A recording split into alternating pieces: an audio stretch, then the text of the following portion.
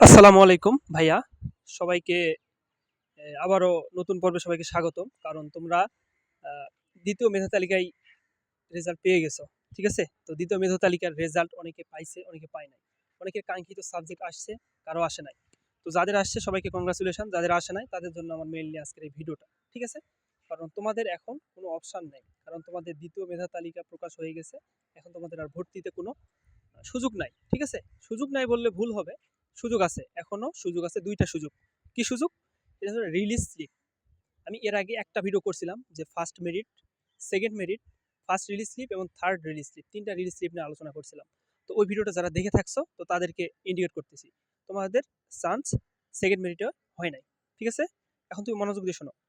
Second মেরিটে chance হয় নাই। এখন তুমি রিলিজের জন্য যেকোনো ৫ টা কলেজে এপ্লাই করবা। সে কি কয়টা কলেজ ভাইয়া? ৫ টা। ১ম রিলিজে ৫ টা। বাংলাদেশের যেকোনো ৫ টা কলেজে এপ্লাই করবা। এখন কিভাবে করবা, কখন করবা? এই নোটিশটা আমি আমার এই পেজে দিয়ে দিব। তোমার পেজে ফলো রাখবা, আপডেট সর্বপ্রথম পেয়ে যাবা। ঠিক আছে? এখন কথা হচ্ছে যে আমি যে ডিপার্টমেন্টে ভর্তি হতে চাই, সেই ডিপার্টমেন্টে কি এপ্লাই করতে পারবো কিনা? হ্যাঁ, পারবা। যদি সেকেন্ড মেরিটে সবাই ভর্তি হয়ে যায়, ভর্তি হয়ে যাওয়ার পরে যদি সিট ফাঁকা না থাকে, তাহলে তুমি সেই কলেজে সেই ডিপার্টমেন্টে এপ্লাই করতে পারবা না। কথা simple, as simple as that. ঠিক আছে? এখন সাপোজ ফিজিক্সের সিট ফাঁকা আছে রাজশাহী কলেজে ৫ টা। এখন তুমি ৫ টার জন্য এপ্লাই করলা। সে যেই কয়জনই অ্যাপ্লিক্যান্ট হোক।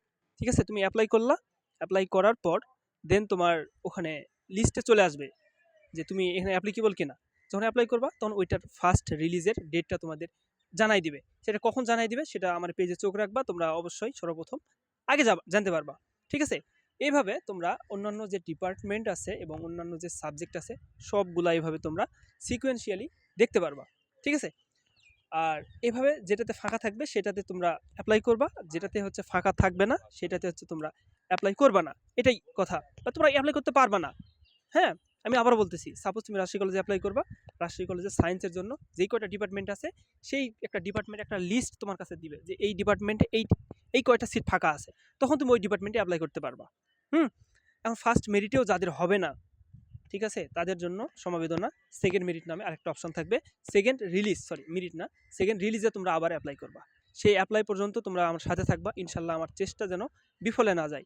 আমি চাই যারা আমার ছোট ভাইরা আছো তোমরা বা গার্জিয়ানরা যারা দেখতেছেন, আপনাদের স্টুডেন্ট, আপনাদের ছেলে মেয়ে এবং আপনাদের ছোট ভাই এবং আমার ছোট ভাই সবাই যেন তাদের কাঙ্ক্ষিত জায়গায় পৌঁছাতে পারে। এটা হচ্ছে আমার সর্বাত্মক চেষ্টা। ঠিক আছে? এখন উপরওয়ালা তিনি হচ্ছে তকদিরে যেটা লিখে রাখছেন সেটাই হবে। এটার বাইরে আমরা কেউ যেতে পারবো না। ঠিক আছে না?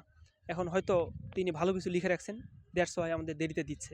এটা আমাদের সবথেকে বড় মোটিভেশন। ঠিক আছে? তো যাই হোক, তোমরা টেনশন করো না।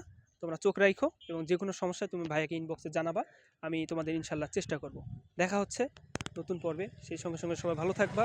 আসসালামু আলাইকুম ওয়া রাহমাতুল্লাহ।